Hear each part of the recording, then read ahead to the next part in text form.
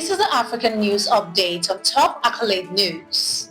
The headlines: President Ruto vows to shield youth from harmful influences. Tunisia faces global pressure over crackdown on critics. UN agencies urge nations to embrace refugees as economic contributors. Namibia denies plans to deport 500 Americans.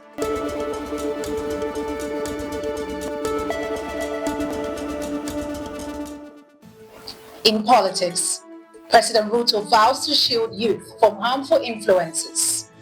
President William Ruto has called for the protection of Kenya's children from harmful influences, vowing firm action against those seeking to exploit or corrupt young minds. Speaking at State House Nakuru while hosting winners of the 63rd Kenyan National Drama and Film Festival, Ruto warned against predators, drug peddlers, and political actors spreading toxic ethnicity and divisive rhetoric. But I must say this as leader and parent, that equally as leaders, as parents, as teachers, we must also protect our children from pedophiles and drug peddlers and predators who want to corrupt our children. We must say no to people who want to corrupt our children with negative ethnicity and negative politics. He emphasized the government's commitment to instilling strong moral values in the next generation. Still in politics, Tunisia faces global pressure over crackdown on critics.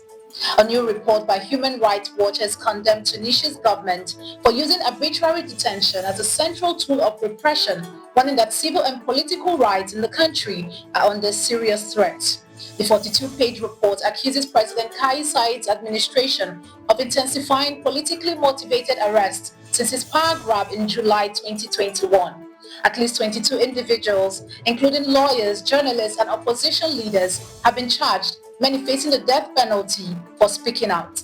HRW is urging Tunisia's international partners, including the EU, to pressure the government to release those unjustly detained and halt the ongoing crackdown on dissent. Turning to economy, UN agencies urge nations to embrace refugees as economic contributors. At the United Nations, the IMF unveiled a new chapter of its 2025 World Economic Outlook, focusing on the economic potential of global migration. Titled Journeys and Junctions, the report highlights how well-managed migration and refugee policies can drive economic growth. United Nations stressed that refugees are not a burden, but a potential economic asset amid record-high displacement numbers nearing 125 million. They echoed the need for inclusive development strategies, citing demographic changes and the importance of skill investments. Together, global leaders are calling on governments to reframe mobility as a powerful force for development, not a crisis to contain. Moving to international relations, Namibia denies plans to deport 500 Americans. Namibian President Netumbo Nandi-Ndaitwah has strongly denied claims circulating online that the country plans to deport 500 American citizens, calling the allegations entirely false. In a statement released on Wednesday, the presidency condemned the fake social media posts and fabricated quotes attributed to the president, warning that the misinformation was designed to damage her image and strain diplomatic ties. The government reaffirmed that no such deportation order has been issued and emphasized that all immigration matters in Namibia are handled legally and in line with international norms. The public and media are urged to rely on verified sources to prevent the spread of disinformation. You are watching the African News Update on Top Accolade News. Do stay with us. Still to come.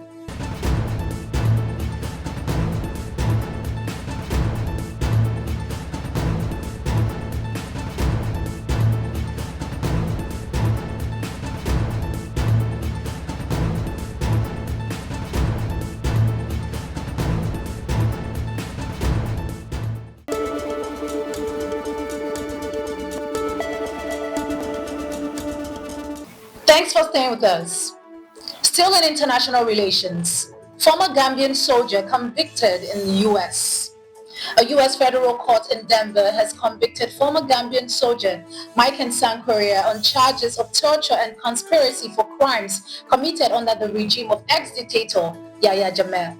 Correa, who belonged to a notorious paramilitary unit known as the Junglers, was found guilty of torturing suspected coup plotters, including former insiders of Jammeh's government. The case, prosecuted under a rarely used U.S. law that permits trial for torture committed abroad, marks the first conviction of a non-U.S. citizen under this statute. Victims testified to being electrocuted, suffocated, and beaten, while prosecutors emphasized Korea's active role in the abuse. He now faces up to 120 years in prison. In disaster, dozens dead after boat fire and capsize in DRC. Tragedy struck on the Congo River in the northwestern Democratic Republic of the Congo after a packed wooden boat carrying around 400 passengers caught fire and capsized late Tuesday night, killing at least 50 people and leaving hundreds missing. The fire reportedly began when someone was cooking on board, forcing many passengers to jump into the river. Rescue operations aided by the Red Cross continue, but officials warn of high casualties in the country where deadly boat accidents are frequent due to overcrowding, poor infrastructure, and limited transport alternatives. Moving to entertainment, Alabaster Box sues Medical for copyright infringement. Ghanaian gospel a cappella group Alabaster Box has officially filed a lawsuit against rapper Medical, accusing him of copyright infringement over his song Welcome to Africa. The group claims Medical used the first 10 seconds of their track Aquaba without permission, and despite removing the snippet from YouTube, the song remains unchanged on other platforms like Spotify and Apple Music.